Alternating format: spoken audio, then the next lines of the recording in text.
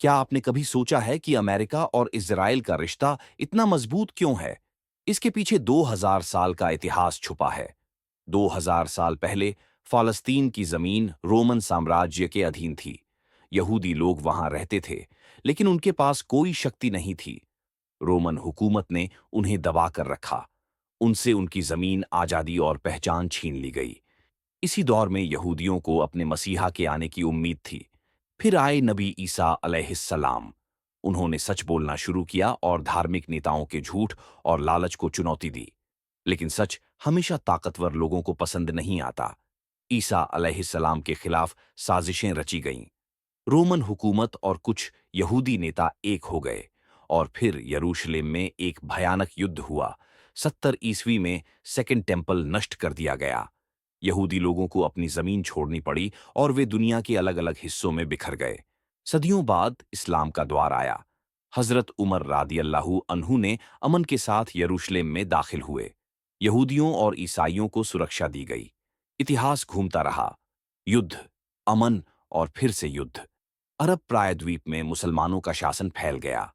मुस्लिम खलीफाओं ने फालस्तीन पर विजय प्राप्त की और यहूदियों को अपनी मातृभूमि में लौटने और बसने की अनुमति दी। मुसलमान और यहूदी 400 साल तक शांतिपूर्ण और सम्मानजनक तरीके से साथ रहे। लेकिन फिर यूरोप में क्रूसेडर्स आए। उन्होंने यरूशलेम पर कब्जा किया और मासूम लोगों का अत्याचार किया। इस दौरान यहूदियों का भी विशेष उत्पीड़न हुआ। सलाहुद्दीन अय्यूबी सलादिन ने मुस्लिम दुनिया को एकजुट किया और फालस्तीन पर विजय प्राप्त की। यहूदियों ने उनका समर्थन किया और शांति बनी रही। अंडालूसिया, स्पेन में यहूदी और मुस्लिम साथ में फले फूले। 800 साल के इस्लामी शासन में यहूदी समुदाय समृद्ध और शक्तिशाली था।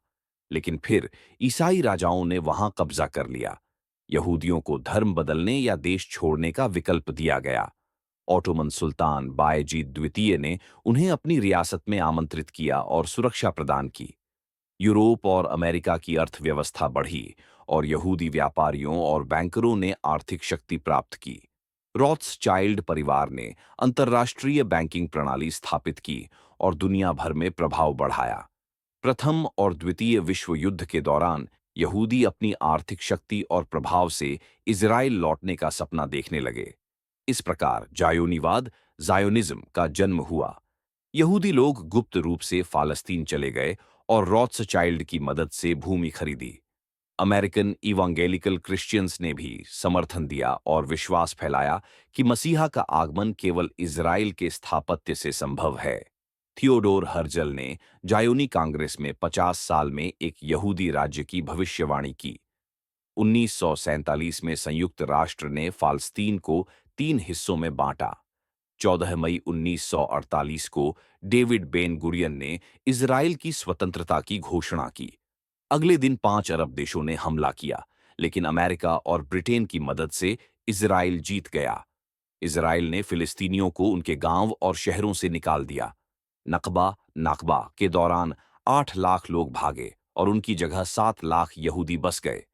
आज भी इजराइल इसी तरह की रणनीति अपनाता है। अमेरिका और इजराइल का अटूट बंधन साझा रणनीतिक हितों और वित्तीय संबंधों पर आधारित है। यह कहानी इतिहास और सच्चाई को समझने का एक दृष्टिकोण है। अगर आपको प्रभावित किया तो द काम स्पेस को सब्सक्राइब करें और सच्चाई फैलाएं।